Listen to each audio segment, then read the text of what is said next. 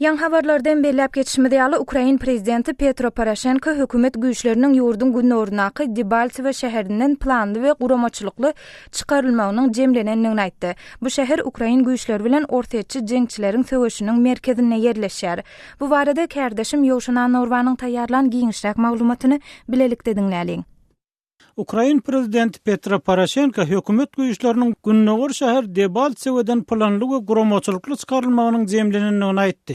Bu şäher Ukraina güýçleri bilen ortaçy jeňçileriň söwüşiniň merkezine ýerleşýär.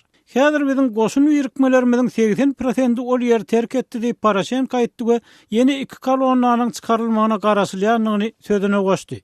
Geçen hepde Ýewropa liderleriniň araçylyk etmegine baglaşylan we 15-nji fevralda güýje girmeli ýaraşga garamazdan Debaltsewoda pitneçileriň elindäki Donetsk we Luhansk şäherlerini birikdirýän esas transport ulgamyna duşmançylyklar dowam edýär. Hökümetçi harby bölümüň komandiri Mikola Kolesnik Ukraina goşunlarynyň ol ýerden çykýanlygyny tasdiklady, emma olaryň hemmesiniň çykmaýanlygyny aýtdy. Bizdiňe şäheriň içinde we töwereginde daşyly atly ýerler bilen gurşalan goşun ýerikmeleri barada gurrun edýär diýip ol 112 telewizion kanalyna beren gurrunyny aýtdy.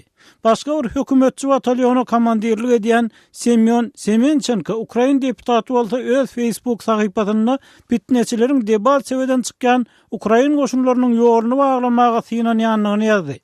Gözü bilen gören şaýatlara sarylanyp Ukraina goşunlarynyň onlarça tankynyň we kolonnasynyň Debaltsewodan çekilýänligi habar berildi. Separatist liderler hem öz söwüşçülerini we toplaryny front liniýasynyň käbir böleklerinden ýygy çekýänliklerini aýtdylar. Olar ýüzlerçe Ukraina eskeriniň ýetir düşenligini hem öňe sürdiler.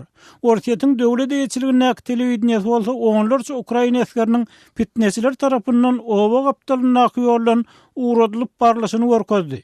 Ukraina häkimetleri Debaltsewoda eskerleriň ýetir alnanlygyny tasdik etdiler, emma olaryň näçesiniň tutulanlygyny aýtmadylar.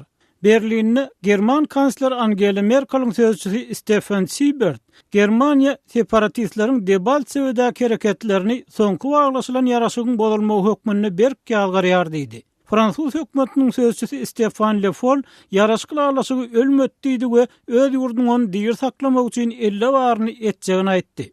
Rus, Ukraina, German we Fransuz liderleriniň 18 fevralda Ukrainadaky ýagdaý maslahatlaşmak üçin telefon maslahatyny etmegine garaşylýar.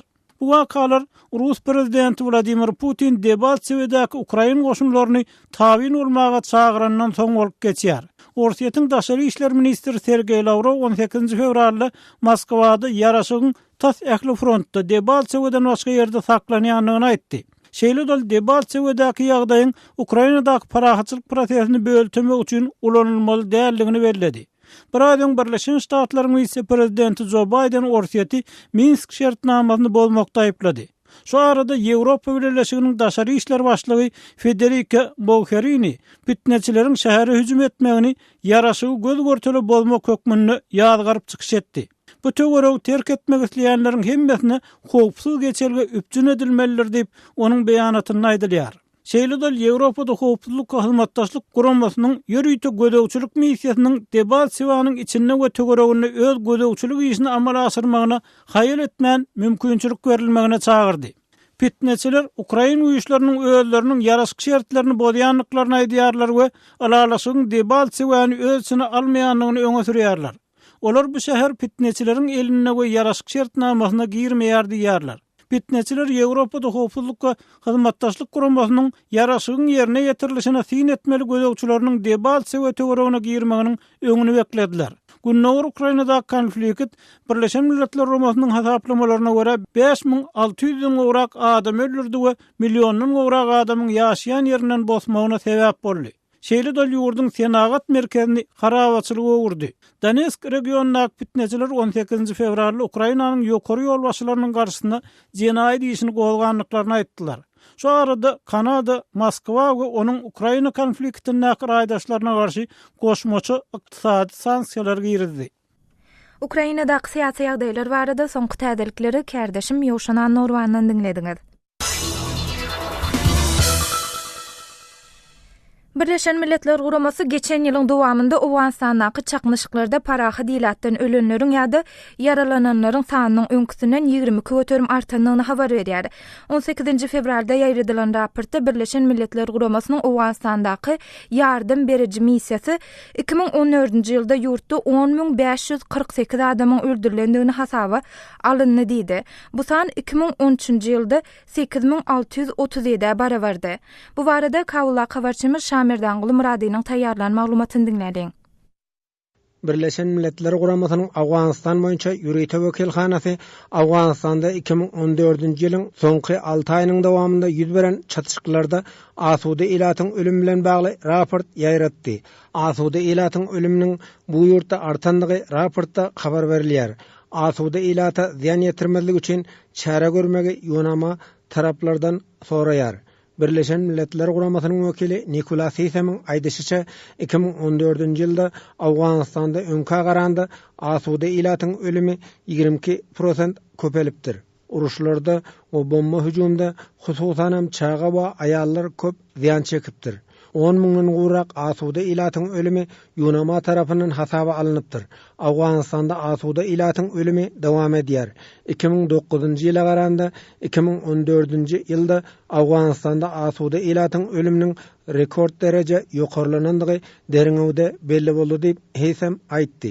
Civilian casualties increased once again by 22%.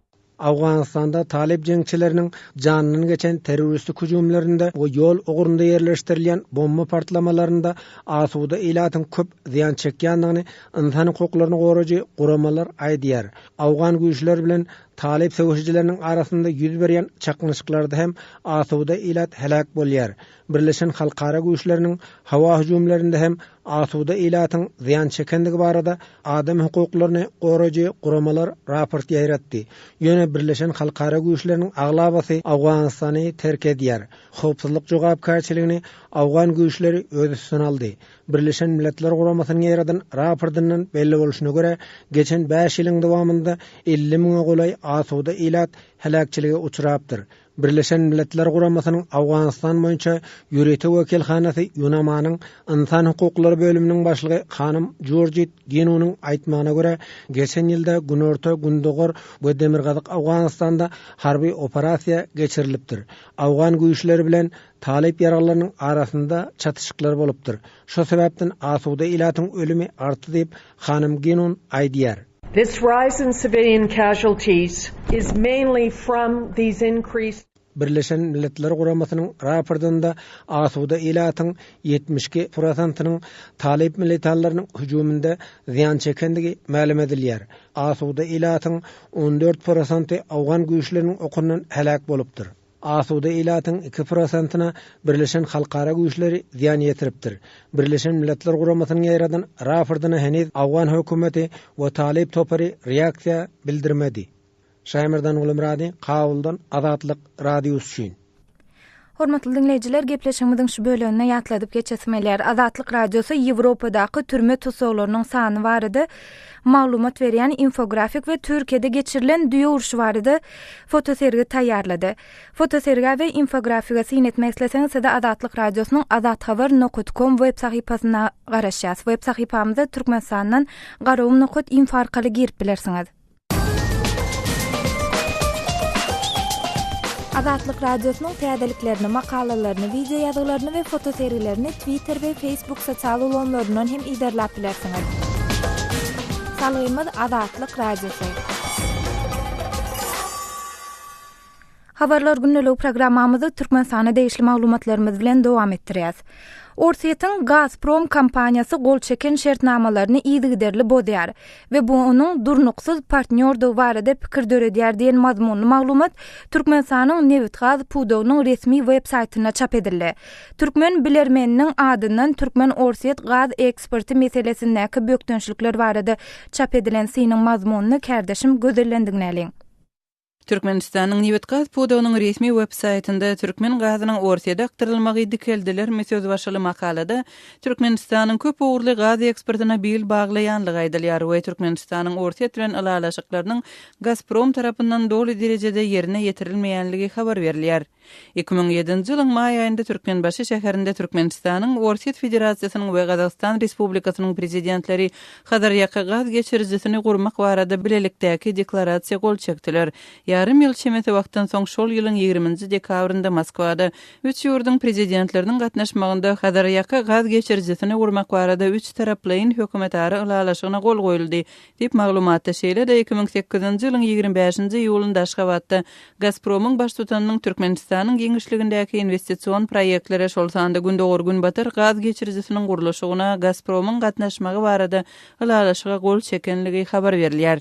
Emma maglumaty görä Gazpromyň hökümetary we pudagary derejelerde gelinen ulalaşyklary berzay etmänligi sebäpli Hadarýaka gaz geçirjisiniň guruluşy toktadylypdyr. Üstesine Gazpromyň ýylda 80 milliard kubometr gaz geçirjiligi ukybyna eýe bolan Orta Aziýa merkez gaz sistemasi arkaly Orsiýet Federasiýasyna wegda ýurtlaryna aktarýan gazynyň möçberi soňky ýyllarda ýygyderli adalýar diýilip Türkmenistanyň Niwet gaz pudowynyň resmi websaytynda Niwet gaz institutynyň bilermeni Pir Niýazowyň çap makalatynda aýdylýar. Şeýle-de maglumatda Gazprom eksportyň 2003-nji ýylyň 10-njy aprelinde baglaşylan we ýylda 70-80 milliard kubometr türkmen gazyny Orsiýete aktarmagy göz öňünde tutýan 25 ýyllyk ulalaşygyň şertlerini doly derejede ýerine ýetirmeýänligi bellenýär. Maglumatda habar berilişine görä 2009-njy ýyla çenli Orsiýet Türkmenistandan ýylda 40-45 milliard kubometr gaz satyn alypdyr. 2010-njy ýyldan soň Orsiýetiň pozisiýasyna laýyklykda Türkmenistandan satyn alynan gazyň möçberi azaldylyp ýylda 11 milliard kubometr ýetirilipdir. 2015-nji ýylda Orsiýet tarapy satyn alýan türkmen gazynyň möçberini ýylda 11 milliard kubometrden 4 milliarda çenli azaldýanlygy barada ýene-de nowatdaky gezek delilsiz yglan etdi diýip maglumatda bellenýär we bu zatlaryň ählisi Gazpromyň we onuň bölümleriniň ulalaşyklary ýygyderli bozýanlygyny görkezýär we iri energetik kompaniýasynyň durnuksuz partnýordygy barada pikir döredýär diýip Türkmenistanyň Niwet gaz pudowynyň resmi websaytynda türkmen gazynyň Orsiýete aktarylmagy dikeldi matly makalada aýdylýar. Gazpromyň 2015-nji ýylda Türkmenistandan we Özbekistandan satyn alýan gazynyň möçberini azaldýanlygyny fevral aýynyň başynda Orsiýetiň hökümet baştutany Dmitri Medvedew ýylan etdi. 2014-nji ýylyň aýagynda Orsiýet Gazpromyň geljekde Merkezi Aziýanyň tebigy gazyny satyn almakdan doly el çekmek planyny hem ma'lum edipdi. Türkmenistanyň Niwet gaz pudowynyň resmi websaytynda çap bolan maglumaty görä, muňa garamazdan türkmen tarapy uzak möhletli partnýorlyk gatnaşyklarynyň dowam etdirilmegine we Orsiýede aktarylýan gazyň öň planlaşdyrylan möçberiniň dikeldilmegine bil baglaýar. Kärdeşim gözeliň taýýarlan maglumatyny dinlediňiz.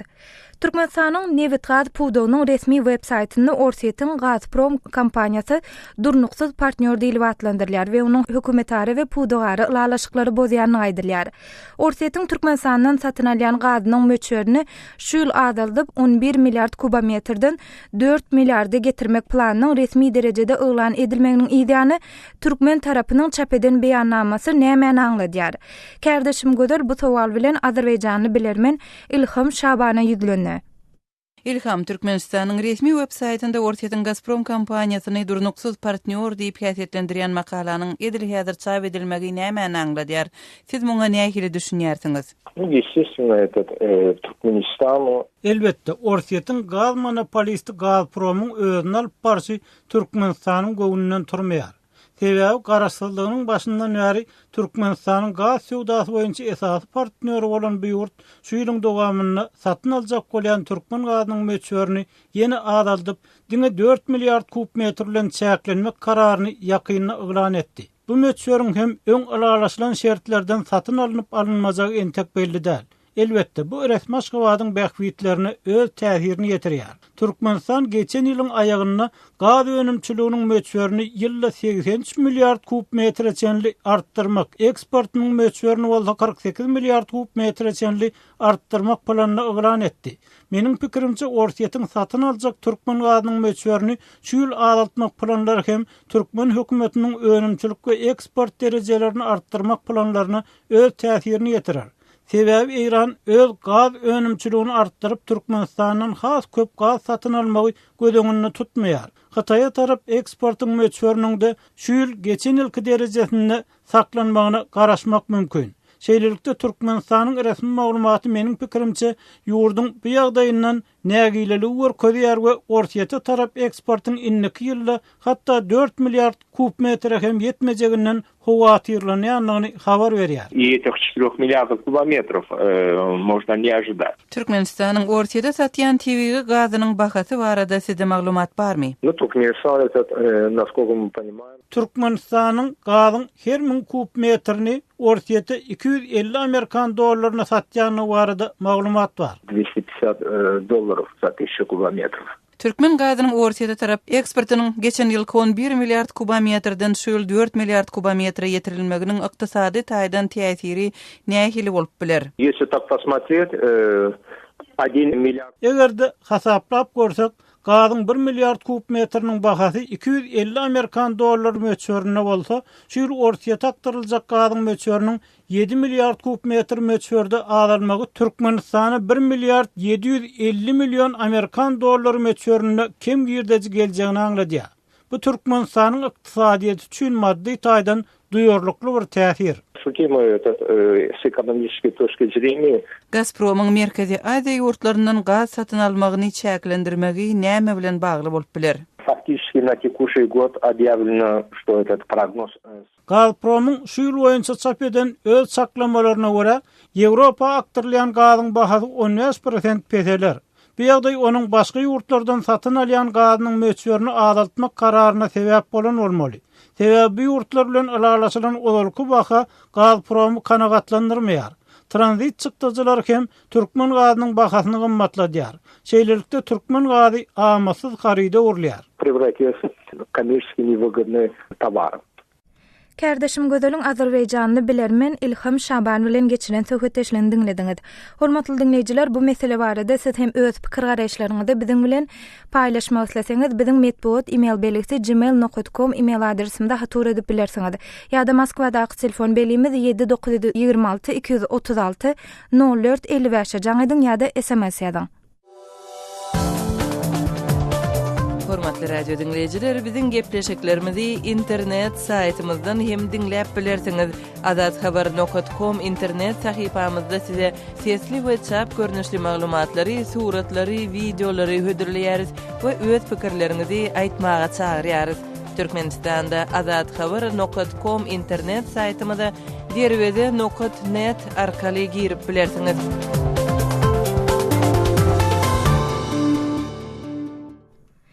14 fevralda Norwegiýanyň paýtagty Oslo şäherine adam hukuklaryna bagyşlanan dokumental filmleriň festivali geçirildi. Bu festivalda Türkmenistandan alternativ habarlar çap edýän habar.tm.org web saýtynyň baş redaktory Ruslan Mätiýewiň Türkmenistan gödünüň aňyrsyndaky durmuş atly filminiň hem premieresi görkezildi. Azatlyk radiosu Ruslan Mätiýewden öz täze filmi barada görüň bermegi sorady. Ruslan, Oslo'da Adam Hukuklary we Adam Ýalňyşlyklary atly dokumental filmler festivalinde siziň düşüren Türkmenistan gözüniň aňyrsyndaky durmuş atly filmiňiň premieresi bolupdyr.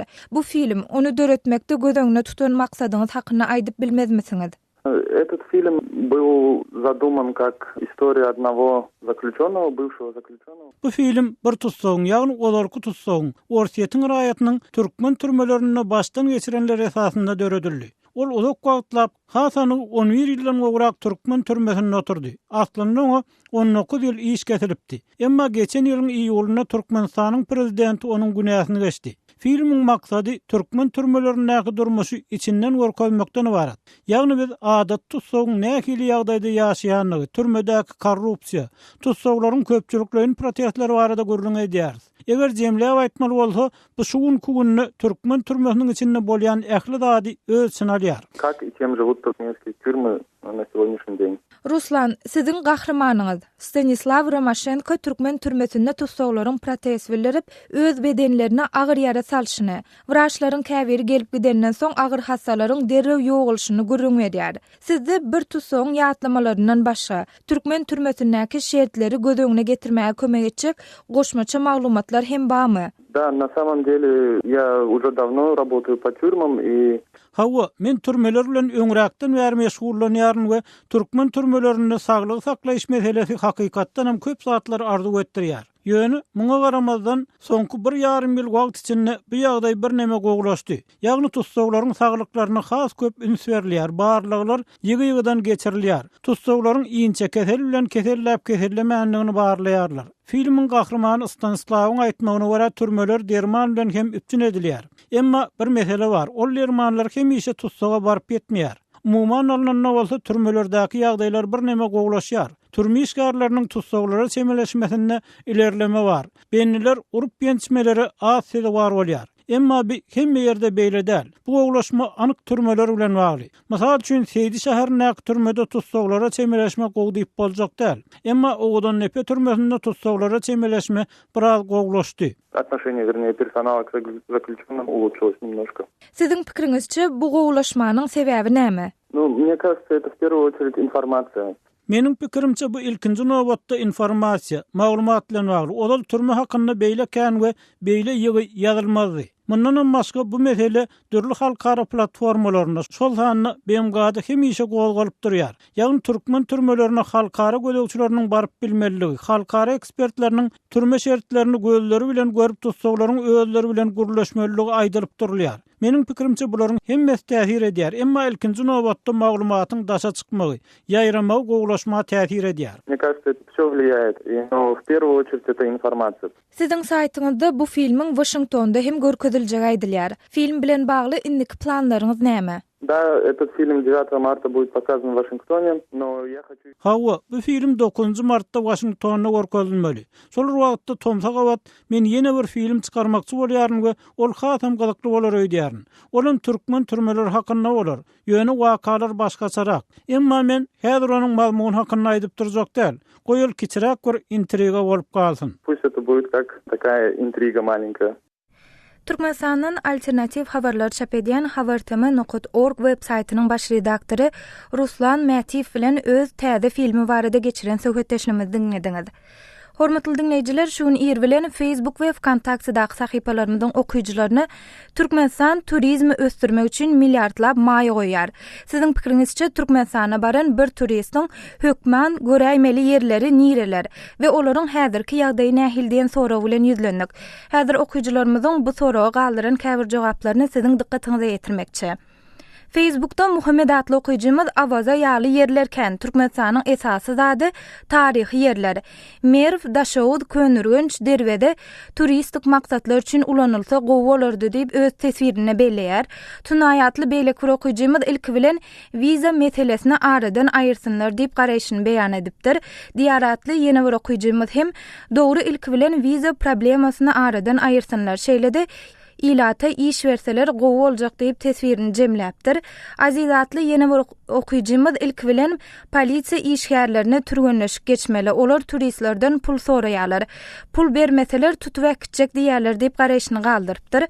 Hormatly dinleýijiler, siz hem biziň her gün efire geçjek maglumatlarymyzyň käbirlerini değişle ýa-da Türkmenistana değişli ýerleşdirilen forumda öz pikir garaýşlaryňyzy biziň bilen we dinleýijilerimiz bilen paýlaşmak isteseňiz, sizi Facebook we WhatsApp sahypalarymyzda goşulmağa çağırýas. Bu lomlarda bizi gözlegi bölümini Azatlyk radiosu ýazyp tap bilersiňiz. Şunun bilen habarlar günelik programmamyzy hem geçirip oturýas. Gepleşiw Pragdaky studiýadan men Sehra alyp bardym. Saatlary kesmeden soň gepleşigimizi ýazyda dinläp bilersiňiz. Azatlyk radiosynyň tolkunlaryndan aýrylmaň.